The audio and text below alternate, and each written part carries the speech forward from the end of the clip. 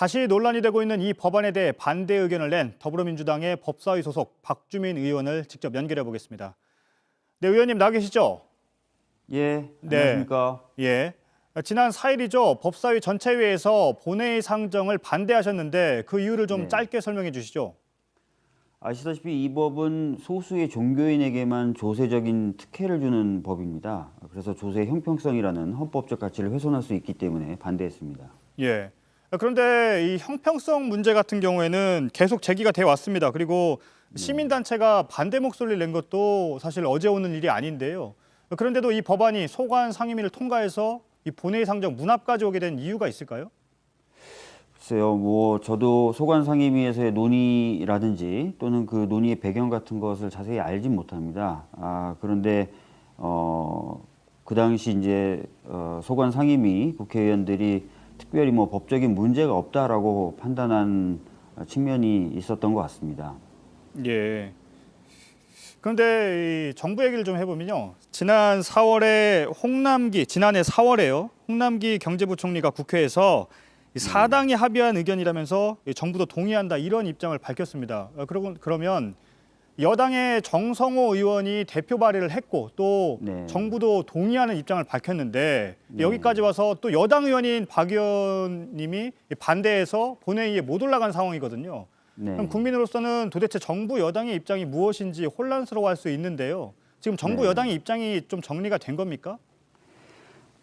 이 법에 대해서 통일된 입장을 정부나 여당이 갖고 있는 건 아닙니다. 방금 말씀하신 것처럼 이 법안 자체가 더불어민주당 의원들로만 발의된 건 아니고요. 여러 당 의원들이 공동 발의를 통해서 발의된 법인데 이 법을 반드시 통과시켜야 된다든지 하는 것이 저희 더불어민주당의 입장이나 의견은 아닙니다. 예. 예.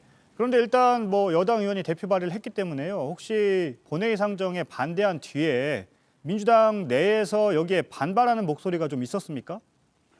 그렇지 않습니다. 이 법은 아까도 말씀드렸던 것처럼 저희 더불어민주당이 꼭 통과시켜야 된다는 의견을 갖고 있지 않기 때문에 예. 각 의원들이 자신의 소신대로 토론도 할 수 있고 또 표결에 참여할 수도 있는 법입니다. 그래서 저 같은 경우에는 제가 갖고 있었던 소신대로 반대 의견을 냈었던 것입니다. 예.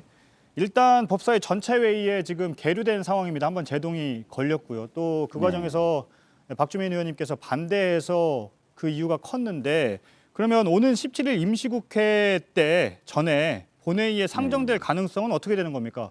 본회의에 상정될 가능성이 있는 겁니까? 아니면 어떻게 될까요?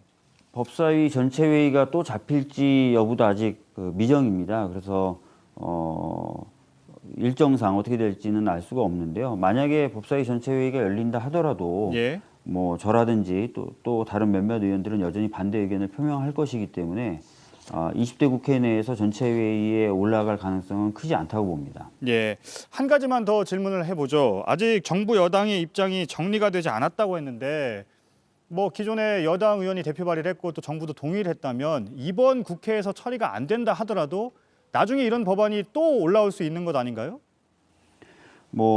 이런 비슷한 법안들이 또 발의될 가능성이 아예 없다라고 단정지어서 말씀드리기는 어려울 것 같습니다. 그러나 여러 차례 많은 의원들이 또 반대를 해서 본회의 상정이 안 됐다면 그런 사정 역시도 충분히 고려될 것으로 보여지기 때문에 21대 국회에서 이런 법적인 시도가 있다 하더라도 역시 마찬가지로 통과되기는 어렵지 않을까 이렇게 보고 있습니다. 예, 알겠습니다.